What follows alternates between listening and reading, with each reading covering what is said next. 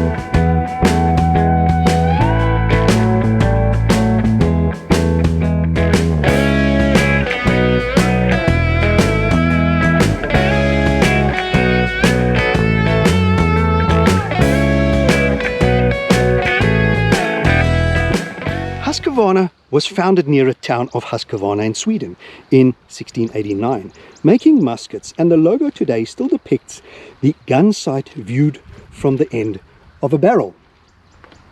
Then in 1903 they started producing motorcycles. Shortly after that they imported engines, fitted them to the bicycles, starting to produce motorcycles. Then they won a government tender in 1918, and that's when they became a fully fledged motorcycle manufacturers, producing the complete bike, motor and all. Now, the ownership of the Husqvarna company had a busy time in the past. Back in 1903 it was a subsidiary of the Husqvarna armament. In 1978 Electrolux acquired Husqvarna. In 1987 the motorcycle division was sold to Cachiva. Now, if you remember, Cachiva back in the day bought up Ducati, MV Agusta, Air Macchi. So yes, it became part of the Cachiva family. Now, not all the management was happy to move production to Italy, and some of the management created a spin-off company called Husaberg Motor AB.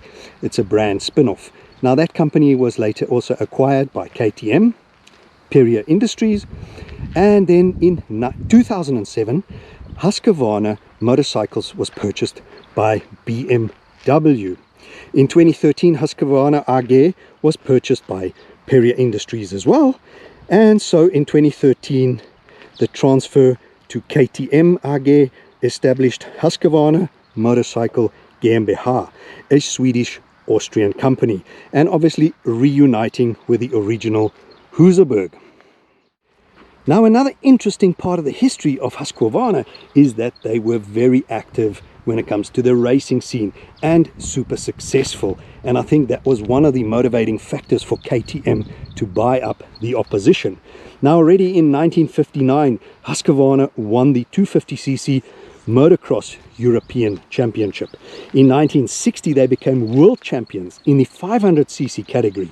In 1962, they won both the 500 and the 250cc World Championship Motocross. In 1963 they repeated that feat, world champions in the motocross 250 and 500cc. Now, this carried on year after year, decade after decade, and extremely successful in the motocross. Not only that, they also won championships when it comes to the Supercross, Baja 1000, Enduro, Super Enduro and Supermoto. And then finally they entered the Moto3 Championship back in 2014. Now, it's very difficult to talk about this Husqvarna Norden 901 without talking about or referring back to the KTM models, because this Norden 901 fits exactly in between the KTM 890 Adventure and the 890 Adventure R. When it comes to engine capacity, tuning, performance, as well as frame, and subframe, they are identical. However, the Norden 901 is the most compelling and prolific adventure bike to roll off the Mattighofen Austrian production plant. Now, the concept was released back in 2019 at the EICMA show, and the production bike actually looks nearly identical to this concept bike. The design is entirely Husqvarna, and the beauty of this, it's not a copy of the KTM. As you can see, it has its own identity. This round LED light with the integrated spotlights. It is a Husqvarna design, and I think let's talk about the specs of this in more detail. The overall appearance of the bike, the colors, black, white and yellow bodywork, is the only color available for the 2022 year. And if you have a look at the overall shape of the bike, it has a very traditional adventure style look and feel about it. Very broad shoulders up front, quite a wide bike, goes quite narrow in the middle, and smaller hindquarters, typical adventure bike. What's really nice is, if you have a look, it's quite narrow over here when you move forward in the seat, which helps the shorter riders get their feet on the floor. And then it has two height settings on the seat. As you can see, it's in the lowest setting, so I'm really comfortable at 6 foot. I put both feet on the ground. I think in that setting, even if somebody of just over 5 foot would be quite comfortable. So well thought out, nice package. First ride was extremely comfortable. But let's look at the engine in more detail. Having a look at this engine in more detail, as mentioned earlier, it is the same engine, same tuning, same spec as the KTM 890. So it is a 890cc, to be precise, 889cc. Parallel twin, double overhead cam, liquid cooled, 4 valves per cylinder. And it puts out a cool 105 horsepower, which is 77 kilowatt at 8,000 RPMs. 100 Newton meter at 6,500 RPM. As mentioned, the twins high torque, really nice for an adventure bike to have high torque. 100 Newton meter. Top speed claimed on this bike is 135 mile an hour, which is about 217 kilometers per hour. It goes through a wet multi-plate clutch with slipper clutch, 6-speed gearbox, final drive chain, as you can see, dual rear swing arm. The tank capacity is 19 liters. Fuel consumption is claimed at 4.5, which obviously you can influence as a rider, but it gives you a range of around 250 miles or 400 kilometers. Wheels, traditional adventure, in front 21-inch shod with a 90, rear 18-inch shod with a 150. Your brakes, up front you get 2x3 20mm discs with a 4-piston calipers. At the rear, a single 260mm with a 2-piston caliper. Suspension, front and rear, WP Apex, fully adjustable. Travel in front 220mm, travel at the back 215mm. As you can see, positioned right in between the two KTMs, the 890 Adventure, 890 Adventure R. This bike also has a standard, the steering damper. If you look down over there, you have your steering damper as standard. Seat height on this bike is 854mm. Dry weight is 204 kilograms. Ground clearance 252mm. And while we're on that point, let's have a look at the options fitted to this bike. Obviously the Nerf bars, bash plate at the bottom, your luggage rack over here is extra, as well as your windscreen extension. Now this tinted screen is a standard, looks really cool. Maybe one omission: a bike of this price category and this class should have an adjustable screen. This is non-adjustable in height. But other than that, not too much else to complain about. When it comes to the electronic suite of this bike, you get your standard 3 rider modes: your street, rain and off-road. A 4th mode in Explorer is available as an extra. Standard ABS, traction control, and yes, cruise control over here. 5-inch full color TFT display, LED headlights, integrated fog lights, as well as indicators as shown earlier. The frame is a stunning chromium molybdenum steel frame, really light, good frame. Just interesting things: rain mode cuts your horsepower to approximately 80 horsepower, gives you better control and softer roll-ons. Your off-road, for example, allows you a standard rear wheel spin, so you can chuck those roosters or make the guy behind you a little bit dirty. Bike also has Bluetooth connectivity, also the adjustable seat height, but a really nice wide seat, so comfortable for longer touring, I would assume. But I think on a stunning day like today, what we're going to do is stop talking now, jump on it, maybe do some dirt roads, some off-roads. We don't have her for too long. It would be really nice to bond with this bike a little bit over a long weekend, but for today we're just going to play a little bit and see how well she goes. Definitely swinging your leg over her, a proper adventure bike. It has the whole look and feel about it. Extremely comfortable. I'm sitting upright, very, very comfortable. Handlebar rises, handlebars come up nice and tall. If I stand up, I'm standing upright, I'm not bent down. Very comfortable, and comfortable after long hours in the saddle. You can stand up and continue riding. It has quick shifters up and down, so you can change gear without a problem. Suspension travel 220 up front, that should do the job for these roads.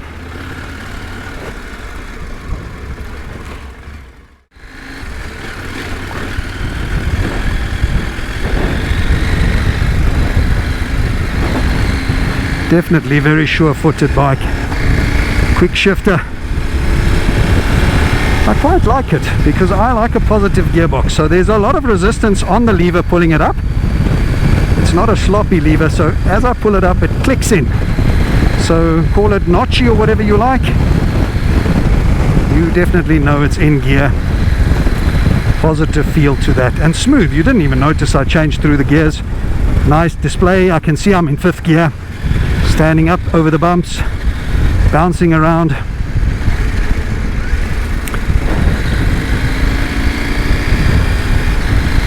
Whole lot of fun. If you look at 4th gear, 5th gear, you don't even know that you're changing. Get off these gravel roads and try something slightly different.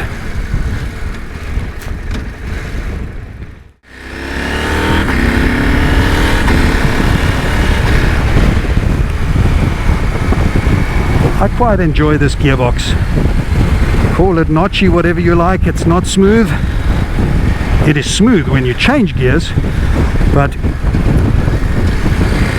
firm, positive feel. If you look, 3rd gear, 4th gear, 5th gear, definitely feels good. Bike accelerates nicely. Has a nice amount of vibrations as well as you accelerate. I quite enjoy that. Not everybody's cup of tea, and as I always mention, I'm reviewing this from an enthusiast point of view. I'm not a journalist, and you know what, I tell you what I enjoy on a bike. I don't like being overcritical because we all like different things.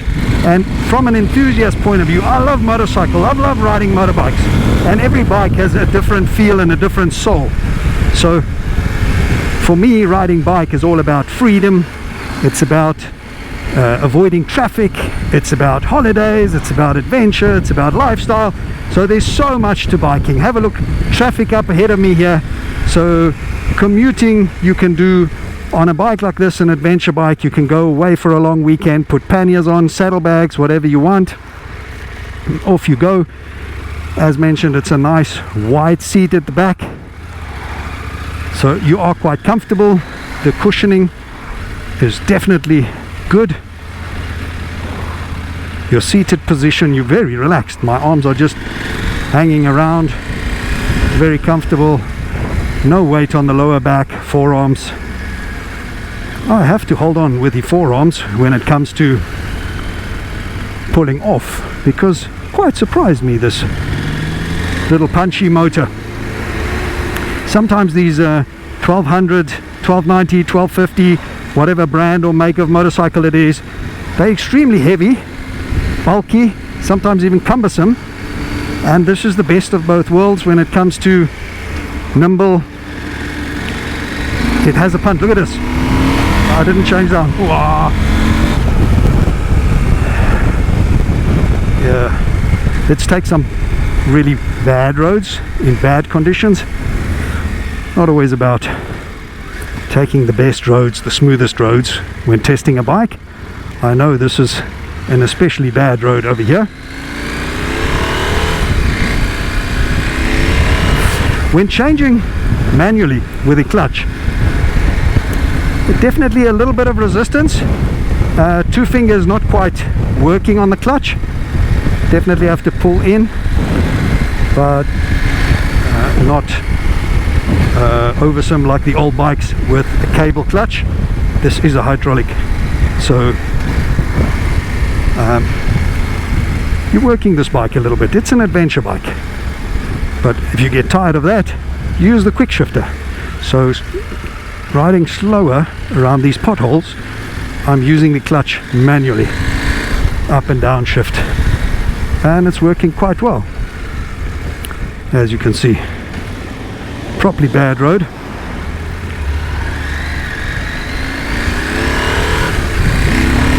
This motor's nice and punchy, and the brakes, as you can see, are pretty powerful. No fade on the brakes. Definitely not Brembos like some super bikes, but plenty strong.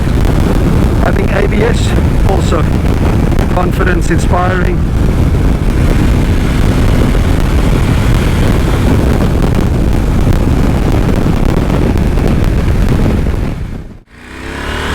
This is definitely not a motor for top speeds, but punchy when it comes to get going. It's a lovely motor. I must say, I quite enjoy it. And it soaks up these bumps, no problem. Effortless, I'm comfortable.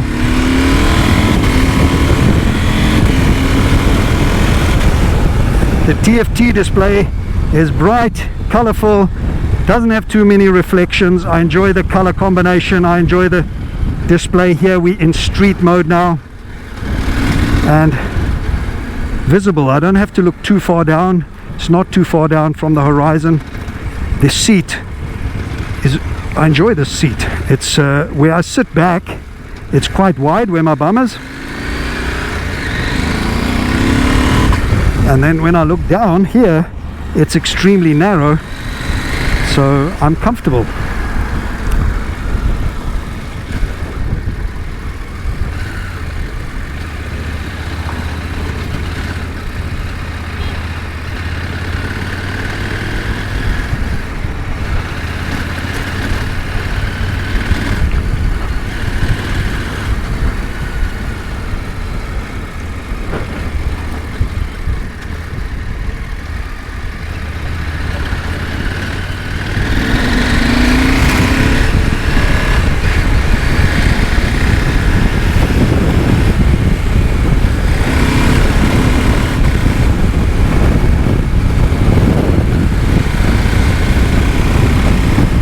Okay, here we go. Let's get onto a better section of road.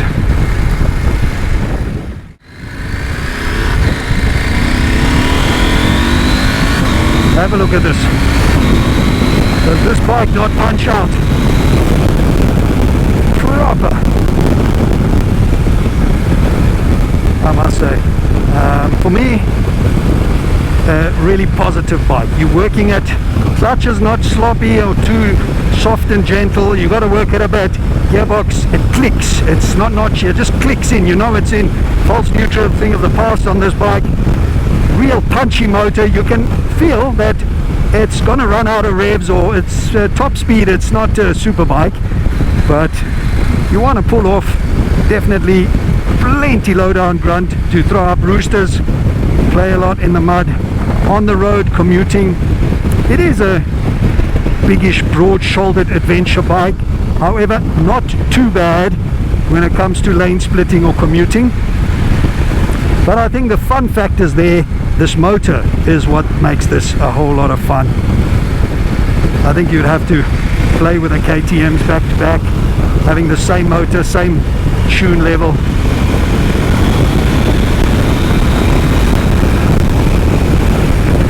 But I always enjoy riding something different, being an individual, being a little bit maybe exclusive. And Husqvarna's you won't find dime a dozen on the road. So when you're on something like this, sure, I'm pretty sure you pay a little bit more, but you're on something that not everybody has. You're an individual, and rich racing pedigree and history, with a backing or part of the KTM family. You know the spares availability, the backup, they're all there. You don't have to worry about that. Visibility on the cockpit, brilliant. I'm not the biggest fan of these add-ons to the screen because these clamps, this one's lower down, I've had worse, but I'm not the biggest fan. Rather get a bigger screen. As mentioned, it would be really nice if the Norden had an adjustable screen height, adjustable, but you know what, maybe the aftermarket catalog, they have one in it, and that would be really great. But other than that, I'm sure the screen would be fine for every day, maybe not in rain, but quite solid. Handlebars nice and wide.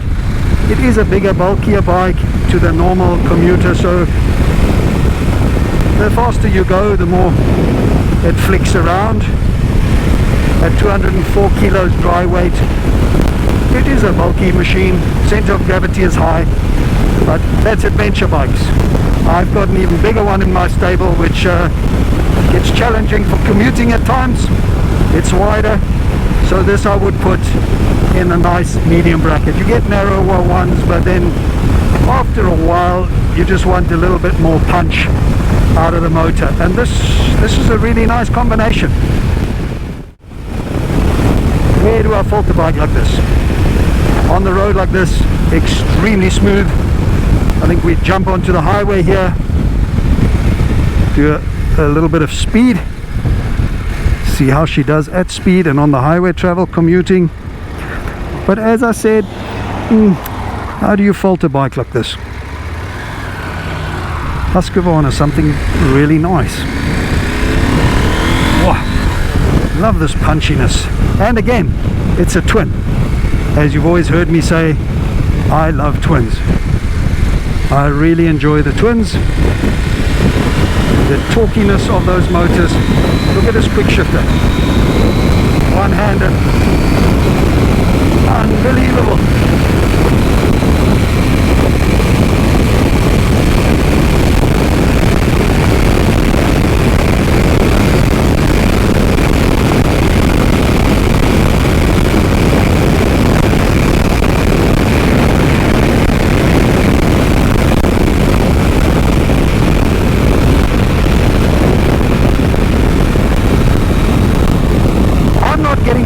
Too much. This screen really works. My helmet is stable, not bouncing around too much. I can feel it on my shoulders a little bit. Not too bad. It's not giving me a head shake. I took it up to really nice speed, enough to put me in jail, and it was stable even in the bend. There wasn't a head shake. I didn't have to push through a head shake. Extremely stable. That steering damper, which is standard on this bike, definitely does work.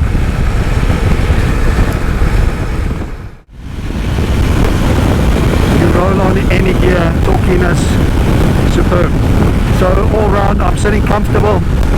Even on the highway I can stand up. I'm doing 115 kilometers an hour. I can stand up, I'm comfortable, I can commute, I can lean forward, rest my thighs against the petrol tank and just take some pressure off the back end. And I'm not leaning forward. The handlebars come up enough at my 6-foot frame. I am very comfortable in this position. I can do this for quite some time and then go back down. So when riding longer stretches, you can definitely stretch out.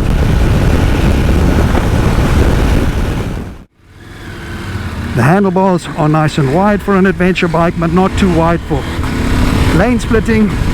You've got nice guards to keep your hands warmer, out of the wind when it's cold, going to keep you dry when it's raining. Also the rear view mirrors nice and high up, you don't have to look down. They're also in line with the end of the handlebars, so when you're lane splitting, you know the widest part of this bike are the handlebars, and if you get past the rear view mirrors, you're good to go. The bike is narrower down at the bottom. If you fit nerf bars, check out for those. But as I mentioned earlier as well, the KTM, similar engine, or same engine, same tuning spec, same frame, same subframe as this bike. However, this is a higher spec than the KTM 890 Adventure, maybe slightly less spec than the 890 Adventure R, has a few different things, exclusive, less exclusive, more exclusive. It's how you look at it. For me, what this Husqvarna is about is individuality. You want to be different, you want to stand out from the crowd, and it definitely works. On my little ride here today, I have seen people look out the cars. I've been given some thumbs up. Robot not working, let's give it some. As you can see, punchy, a lot of fun. As I was saying, a lot of people have been looking. I've seen them roll down the windows, look over my way, give me a thumbs up. So definitely not a bike they see every day. The colors are quite striking, I think. All round a fantastic package. I love the individuality of the headlight. It's not a copy of the KTM's, the KTM look, whether it's the screen, the front headlight, the integrated spotlights.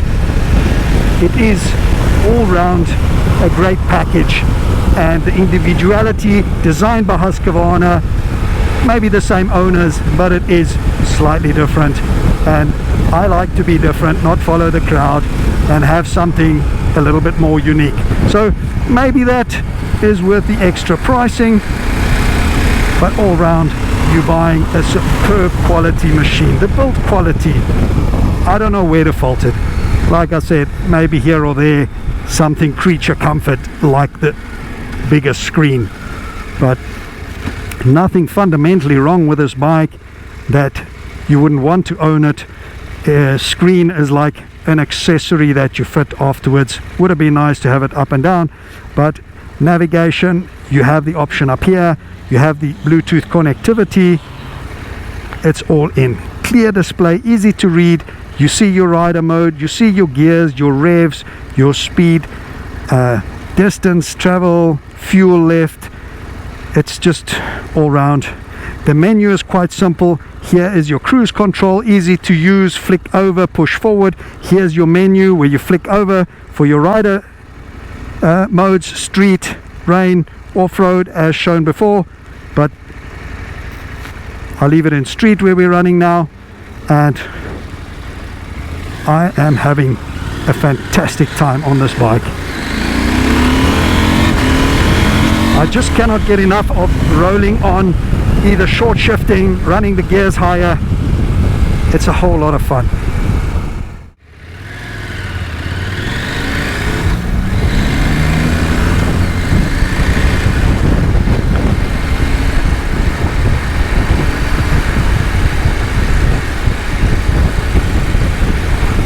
I really hope you enjoyed this first ride with me on a Husqvarna, my first ever ride on a Husqvarna.